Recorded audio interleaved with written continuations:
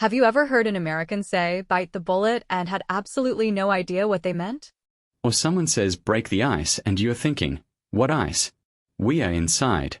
Today we're covering 15 idioms that Americans use every single day, and after this episode, you'll finally understand them all.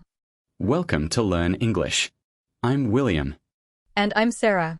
Today's episode is packed 15 idioms, real context, real examples. We'll go through them in two parts, with a vocabulary breakdown in between. Let's dive in. These idioms are B1 level, you might have seen some, but today you'll really understand how to use them naturally. Okay, idiom number 1, break the ice. Sarah, can you use it in a sentence? Sure.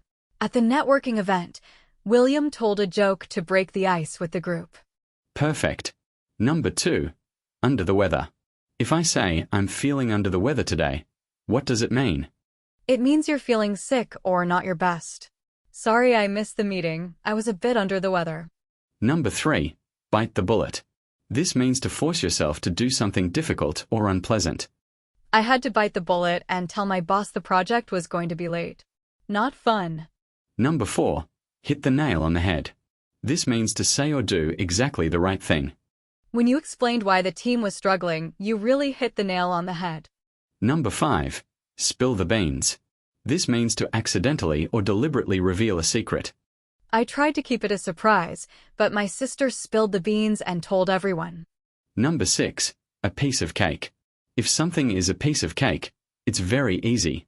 The first 3 idioms were a piece of cake, right? Let's keep going. Let's slow down and look at a few of those more carefully. Break the ice originally comes from ships breaking through frozen water. Now we use it for any awkward social situation.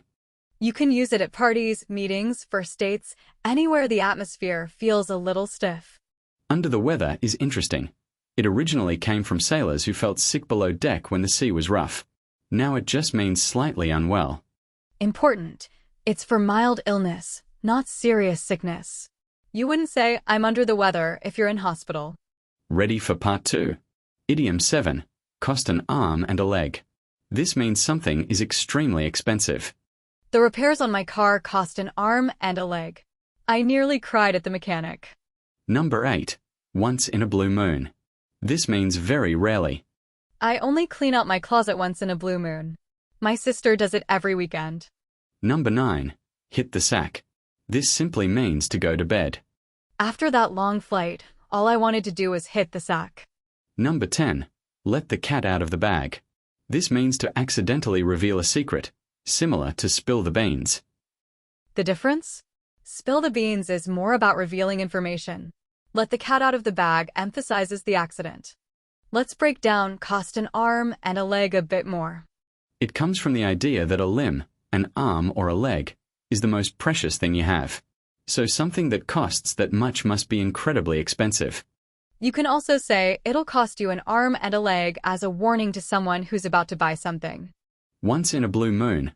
A blue moon is when there are 2 full moons in one calendar month, which is rare. So once in a blue moon equals very rarely.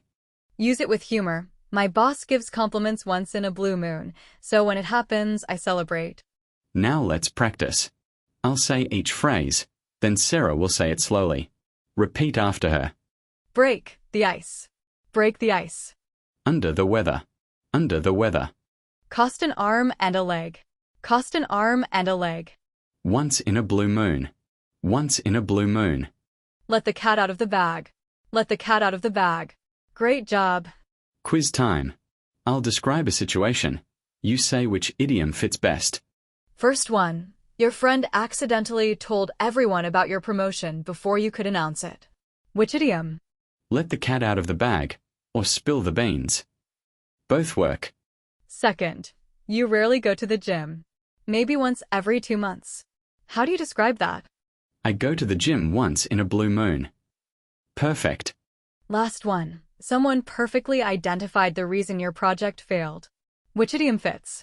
You hit the nail on the head. Excellent. You're getting these. That's 15 idioms down. You now sound more natural than most intermediate learners. Practice 1 idiom a day this week and you'll have all of these locked in. Thanks for listening. We'll see you in the next episode. Don't miss it.